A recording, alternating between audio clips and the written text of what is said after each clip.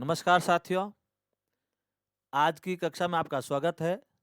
आज अपन 2017 का रीट का भाषा फर्स्ट संस्कृत के पेपर का अभ्यास करवाएंगे और इस अभ्यास के साथ-साथ आप अपना स्वतः मूल्यांकन भी करें।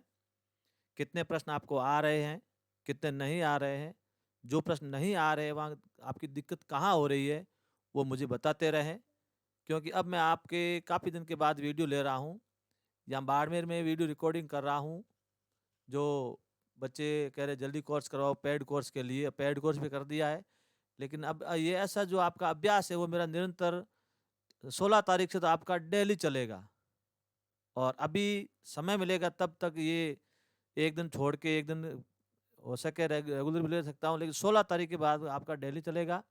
तब तक के लिए आपसे माफ़ी चाहता हूँ। और जो विद्यार्थी बाहर के हैं, मेरे से जुड़े हुए नहीं हैं, यानी ऑफ़लाइन नहीं ले चुके हैं, वो बार-बार फ़ोन कर रहे हैं, तो मैंने आपके बिल्कुल सस्ते कोर्स पे अपने कोचिंग के साथ में टाई अप है और वहाँ आप बिल्कुल नॉर्मल फ़ीस पे आप देख सकते हैं और अच्छे अंक ला सकते हैं। तो आज बात करते हैं एक पेपर की। पेपर आपका है संस्कृत का भाषा फर्स्ट। कितने आपके सही होते हैं और मैं हर प्रश्न के माध्यम से आपको आगे ले चलूँगा। सही कहाँ होता है, गलत कहाँ होता है, गलत क्यों होता है।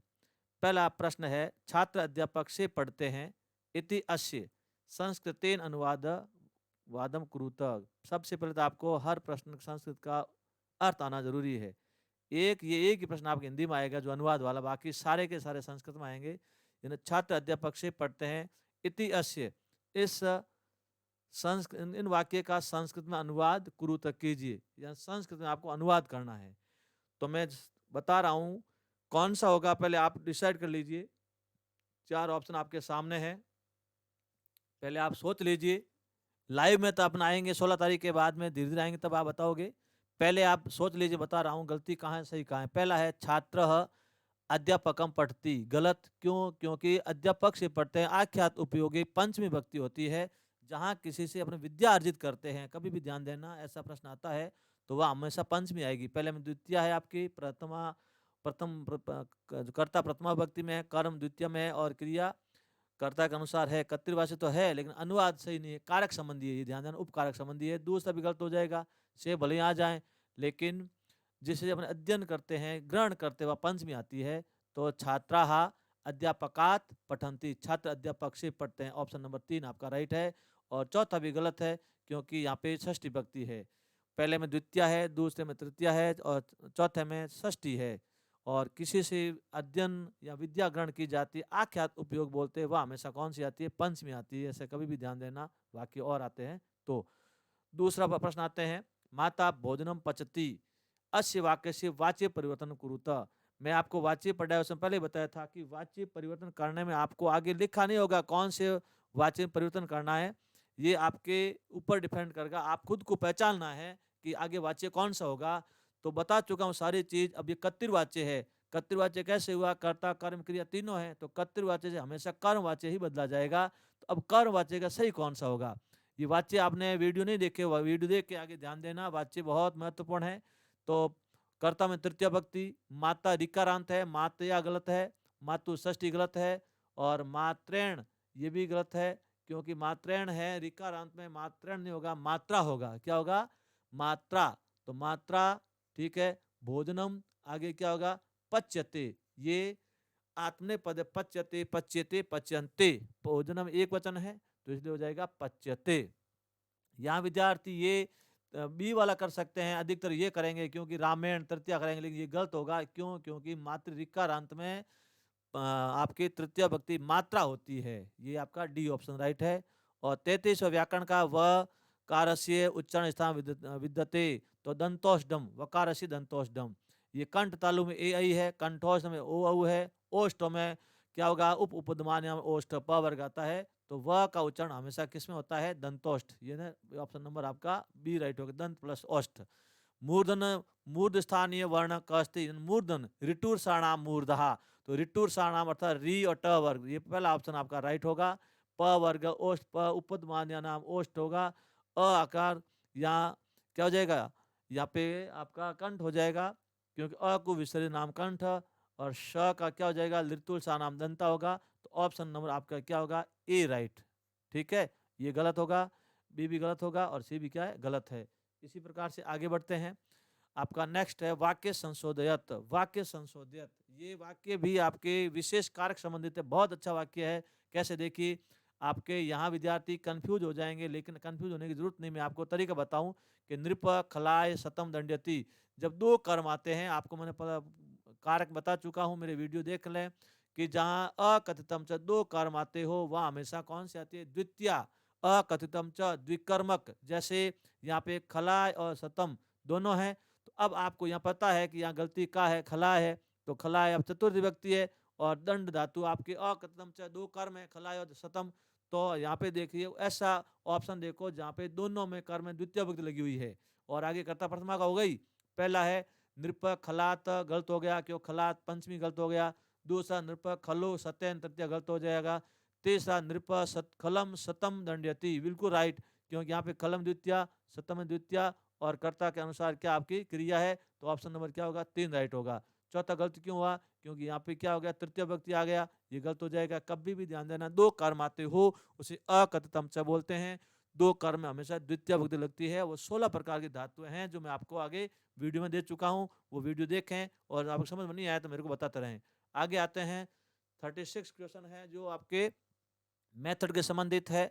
संस्कृत भाषा शिक्षण विकास भवती, संस्कृत भाषा शिक्षण का विकास होता है कौशले, नाटके, पठने, दर्शने।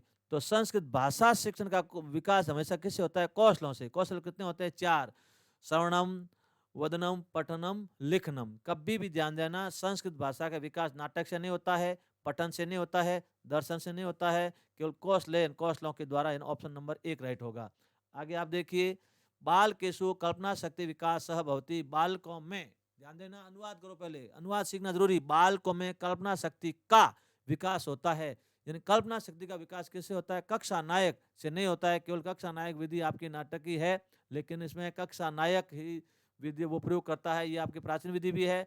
भाषण विधि, भाषण विधि से नहीं होगा, केवल कल्पना शक्ति में। यहाँ पे कथा कथन और वाद विवाद, वाद विवाद में भी नहीं होता है। कल्पना शक्ति हमेशा कथा कथन, कहानियों को कहने से ही होता है। ऑप्शन नंबर 2 राइट होगा। आपको वाद विवाद लगता है, वाद विवाद में तर्क शक्ति होगा, ध्यान देना अच्छी तरह से। वाद विवाद में आपकी किस शक्ति का विकास, तर्क शक्ति का पूछा जाए तो वाद विवाद है। कल्पना शक्ति का हमेशा क्या होगा, कथा कथनम। ऑप्शन नंबर 2 राइट है। आगे देखते हैं अपन, संस्कृत भाषा शिक्षण अनुवाद विधि कस्ती, संस्कृत भाषा शिक्षण में अनुवाद विधि कौन सी है। ये आपको कई बार बोल चुका हूं, हर विधि का आपको अपर नाम याद करना है। तो यहाँ पे अनुवाद विधि को अपन बोलते हैं भंडारकर विधि, ध्यान देना, भंडारकर गोपाल कृष्ण भंडारकर के द्वारा दी गई थी। ये आपकी प्राचीन विधि है, प्राचीन विधि पाठशाला विधि एक है, पाठशाला के बहुत सारा विधियां हैं, पाठशाला के बाद दूसरी भंडारकर विधि है, जो लॉर्ड मैकाले के काल के प्रारूप में प्रारंभ हुई थी। और इस लॉर्ड मैकाले की विधि के साथ, शिक्षा के साथ में, इस विधि को गोपाल कृष्ण भंडारकर महोदय ने लागू किया था। और इनमें क्या है, प्रथम भाषा संस्कृत है, द्वितीय भाषा आंग्ल है। विशेष ध्यान देना, पूरी बता देता हूँ, प्रथम भाषा संस्कृत है, द्वितीय भाषा इंग्लिश है। तो संस्कृत से इंग्लिश, इंग्लिश से संस्कृत में अनुवाद किया गया था, और इसको भंडारकर विधि भी कहा जाता है। और अनुवाद के साथ में आ जाएगा व्याकरण अनुवाद भी, ध्यान देना, पूरा क्या हो गया, व्याकरण अनुवाद विधि भी कहते हैं, अनुवाद विधि भी कहते हैं। और इसका दूसरा नाम है भंडारकर विधि। बहुत अच्छा प्रश्न है। सूत्र विधि आपके घटे पूर्ण से हम आधारित, सूत्र पर आधारित है, जो दर्शन शिक्षा शास्त्र की सबसे श्रेष्ठ विधि है। सारी विधियां बता रहा हूं, आप देखो, दर्शन, आपके दर्शन शास्त्र की पूछी जाए तो सूत्र विधि है, और सूत्र विधि प्राचीन विधि है। और व्याकरण विधि, व्याकरण विधि आपकी विधि अलग है, ये प्राचीन विधि है, जो व्याकरण का ज्ञान होता है। पारायण विधि, पाठशाला विधि की पारायण विधि सबसे प्राचीन है। प से पारायण, पठ से पाठशाला, प से पाठशाला के यदि आप पूछा जाए सबसे प्राचीन पाठशाला, पाठशाला नहीं है तो क्या हो जाएगी, पारायण। पारायण का अर्थ है, अपन पारायण बोलते हैं रामायण महाभारत, अपने घर में जो बुजुर्ग है वो हमेशा नवरात्रि में पारायण करते हैं। और पारायण का एक ही सवाल बनता है कि एक पीढ़ी से दूसरी पीढ़ी में ज्ञान को हस्तांतरित करने वाली विधि कौन सी है, पारायण विधि। तो अब आपको यहाँ पूछा अनुवाद विधि, तो अनुवाद विधि कौन सी है, भंडारकर विधि। ठीक है, आगे आता है 39, कुशाग्र सामान्य मंद बुद्धि नाम कृते क सिद्धांत समुपयुक्त, यानी कुशाग्र सामान्य मंद बुद्धि क्लास में तीनों स्तर की बुद्धि है, तीनों का क्या वर्गीकरण हो गया। वर्गीकरण का अर्थ है व्यक्तिगत भिन्नता, सबके अंदर क्या हो गई, व्यक्तिगत भिन्नता। कुशाग्र, सामान्य, मंद बुद्धि, कक्षा के अंदर होशियार बच्चे होते हैं, कमजोर भी होते हैं और सामान्य, तीनों स्तर के बच्चे होते हैं, तो उसे बोलते हैं व्यक्तिगत भिन्नता का सिद्धांत। सारा बता देता हूं। अनुपात क्रम का सिद्धांत क्या होगा, अनुपात प्रश्न मौखिक है, लिखित है, अलग अलग प्रश्न का अनुपात दिया जाता हुआ अनुपात सिद्धांत। समवाय का अर्थ है साथ साथ, सारे सबको मिला करके चलना, वो साथ साथ होता है, वो समवाय सिद्धांत है। मौखिक कार्य का सिद्धांत, जो मौखिक कार्यों के रूप में किया जाता है, तो यहाँ पे कुशाग्र, सामान्य, मंद बुद्धि आपका क्या हो जाएगा, व्यक्तिगत भिन्नता का सिद्धांत। आगे आते हैं अपन 40 नंबर। संस्कृत भाषा सीखने प्रथम मौखिक कार्य तथा लिखित कार्य से, बहुत बहुत अच्छा प्रश्न आगे अभी बताया था मैं। पहला मौखिक कार्य और दूसरा क्या है, लिखित कार्य। तो इसमें क्या हो गया, अनुपात हो गया, दोनों भागों में अलग अलग बांट दिया, तो क्या हो जाएगा, अनुपात सिद्धांत। रुचि सिद्धांत में क्या होगा, बच्चे की कोई भी आपके रुचि होती है तो ही आगे बढ़ता है। शिक्षण को अधिगम करने के लिए रुचि होनी जरूरी, और रुचि होने करने के लिए आपको नाटक है, कहानियां है, सारे श्लोक है, क्लास में के अंदर बच्चों को पढ़ाई में झुकाने के लिए ऐसे बोलने पड़ते हैं।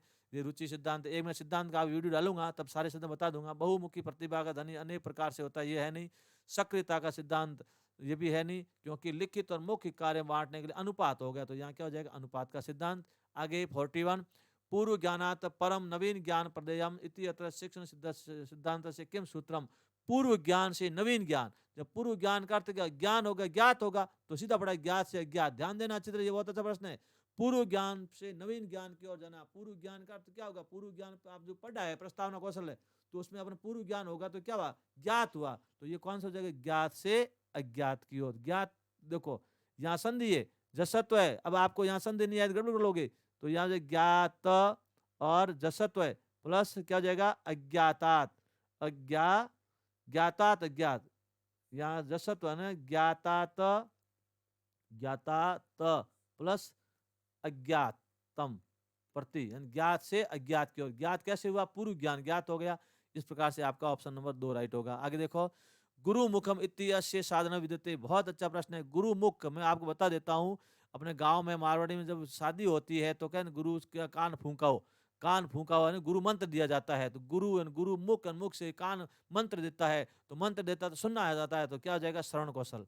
कभी भी ध्यान देना, ये ऐसे याद करना आपको।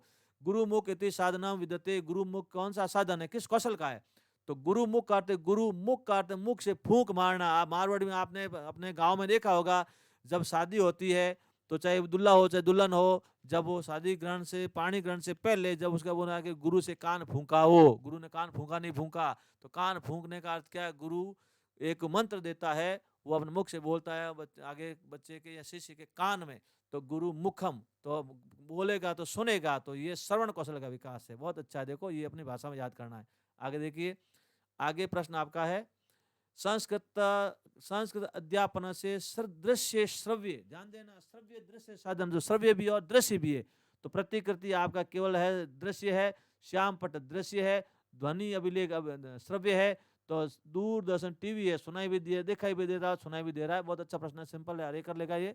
संस्कृत भाषा शिक्षण समय नगर से भौगोलिक स्थिति अवगंतुम कस्य अधिगम साधन संप्रय प्रयोग करतुम, यानी संस्कृत भाषा शिक्षण के समय नगर की भौगोलिक स्थिति को जानने के लिए किस अधिगम साधन का प्रयोग किया जाता है। ध्यान देना, भौगोलिक जानने के लिए क्या हो जाएगा, मानचित्र, रेखा चित्र, श्यामपट, पत्रकस्य, तो यहाँ हो जाएगा मानचित्र। क्या हो जाएगा, मानचित्र। ध्यान देना, यहाँ पे कौन सा हो जाएगा, मानचित्र। कैसे हुआ, भौगोलिक स्थिति को जानने के लिए क्या हो जाएगा, मानचित्र। और श्यामपट, रेखा चित्र ये केवल अलग है, और श्यामपट मित्र, चित्र का मित्र भी होता है, ये आपके अधिगम साधन में आपको वीडियो बताऊंगा। आगे, पाठ्य पुस्तक से स्थान शिक्षण में महत्वपूर्ण विद्यते, पाठ्य पुस्तक का स्थान शिक्षण में महत्वपूर्ण है।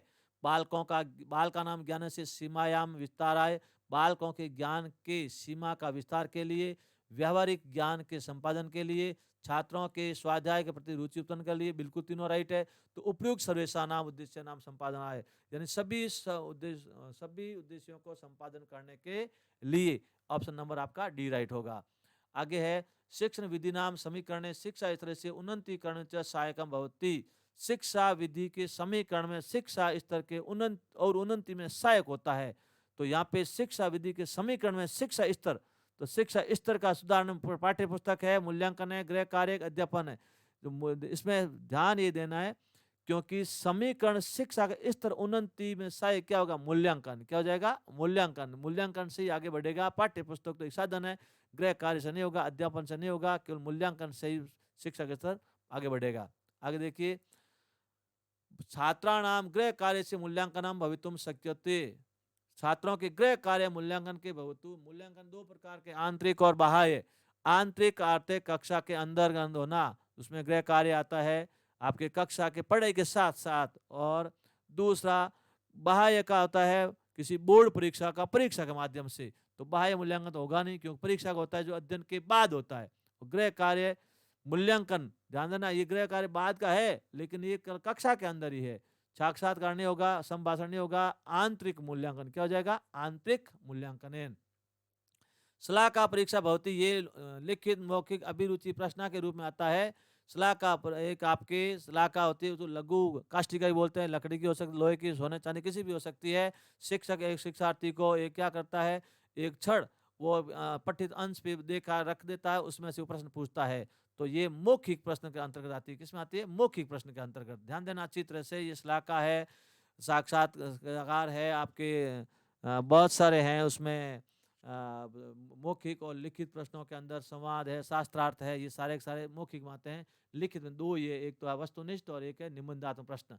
वस्तुनिष्ठ दो है, प्रत्यास्मरण, प्रत्याभिज्ञानम, और निबंधात्मक तीन है, लघुत्रात्मक, अति लघुत्रात्मक, निबंधात्मक। ये अच्छा प्रश्न एक पक्का आएगा, आपके आगे वीडियो डालूंगा और मेरे ऐप में सारे दे रखे हैं। छात्र नाम दैनिक कार्य नाम सर्वासाम परीक्षा से मूल्यांकन भवित। छात्रों के दैनिक कार्यों का, सभी परीक्षाओं का, ध्यान देना अच्छी तरह से, दैनिक कार्यों का और सभी कार्यों का, सभी आने से सतत सीधा पड़ा है, सतत मूल्यांकन। कभी भी ध्यान देना, सतत मूल्यांकन आपका व्यापक मूल्यांकन महत्वपूर्ण एक अंक का पक्का आता है। सतत और व्यापक मूल्यांकन, सतत में संज्ञानात्मक पक्ष होता है और व्यापक में संज्ञानात्मक, भावात्मक, क्रियात्मक तीनों पक्ष होते हैं, जो योगात्मक, मात्रात्मक के रूप में होते हैं। 4 एफए होते हैं, 2 ऐसे होते हैं। बहुत अच्छा है ये आपके सतत मूल्यांकन, जिसको सीसी बोलते हैं। राजस्थान में बाद में लागू होता और भारत केंद्रीय विद्यालय में केंद्रीय स्तर पर पहले लागू हुआ था। इसका एक वीडियो बनाऊंगा। बहुत अच्छा प्रश्न है और बहुत अच्छा टॉपिक है, जो आपके सब में है। ये मूल्यांकन में आपके साइकोलॉजी में भी है, सामाजिक में भी है, हिंदी में भी है, संस्कृत में भी है, सब के अंदर है। इसको अच्छी तरह बनाऊंगा, आपको समझाऊंगा अच्छी तरह से। सतत, सतत, निरंतर, ध्यान देना, दैनिक कार्यों के साथ सभी परीक्षाओं का मूल्यांकन होता है। आगे लीजिए, संस्कृते मौखिक परीक्षायाम कस्य कौशल से मूल्यांकन कर्तुं न शक्यते। संस्कृत मौखिक, संस्कृत में मौखिक परीक्षा के किस कौशल का मूल्यांकन करने में सहायक नहीं है? मूल्यांकन में सहायक नहीं है। ध्यान देना, क्या लिखा है कि मौखिक परीक्षा में देखो, श्रवण सुनना मौखिक में है, पढ़ना मौखिक में, देखो श्रवण है, पढ़ना मौखिक में है, भ्रमण भाषणा है, और लेखन से। तो सबसे पहले ना पूछा जाता तो मेरी सलाह आपको होती है कि पहले उसको अंडरलाइन करो, कि यहाँ पे आपको ये प्रश्न क्या पूछा, न शक्य थे। मौखिक परीक्षा के अंदर कौन सा क्वेश्चन का मूल्यांकन नहीं होता है? तो अब यहाँ पे नहीं आने रेखांकित करोगे, कंफ्यूज ज्यादा होता है कि आप यहाँ न भूल जाओगे तो प्रश्न का उत्तर गलत दे सकते हो। ऐसा प्रश्न आता है तो उसको गहरा एक बार कर लें, उसके बाद देखें। श्रवण कौशल होता है, पठना होता है, भाषण होता है, लेखन नहीं होता है। क्योंकि मौखिक में लेखन कहाँ, लेखन का लिखित होगा, तो ऑप्शन नंबर डी राइट होगा। इस प्रकार से आपके ये छोटे छोटे प्रश्न मैंने आपको समझाए। इस प्रकार से प्रश्न आपके 16 तारीख से मैं रेगुलर लूंगा। और आप, मेरी सलाह है, जो बच्चे मेरे जुड़े हुए विश्वास बैठे हैं, तो मैं मेरे पूरे सिस्टम से आपके डिजिटल बोर्ड पे आपके सारे वीडियो अपलोड कर रखे हैं। सक्सेस पॉइंट बाड़मेर से आप उसको पेड कर सकते हैं। ये एक आपके नॉर्मल फीस है बच्चों की, जो केवल खर्चा निकलना चाहिए, बच्चों की डिमांड के अनुसार रखा हुआ, तो उसके आप पेड कर सकते हैं। और जो विद्यार्थी भले धीरे धीरे देखना चाहते हैं, तो मैं धीरे धीरे मेरे यूट्यूब पे निःशुल्क आपको कोर्स करवा ही रहा हूँ। जल्दबाजी जिसको करनी वो कर सकते हैं। और बाकी लाइव आपकी परीक्षाएं पर टेस्ट सारे मैं आपके लेता रहूँगा 16 तारीख के बाद, अभी बीच में डालता रहूँगा। और इस प्रकार से प्रश्न हल करेंगे आप, रोज का एक करोगे तो 100% आप अपने टॉपिक की ओर, लक्ष्य की ओर आगे बढ़ जाओगे। इसी के साथ धन्यवाद। कल की कक्षा अपन आगे लेते हैं।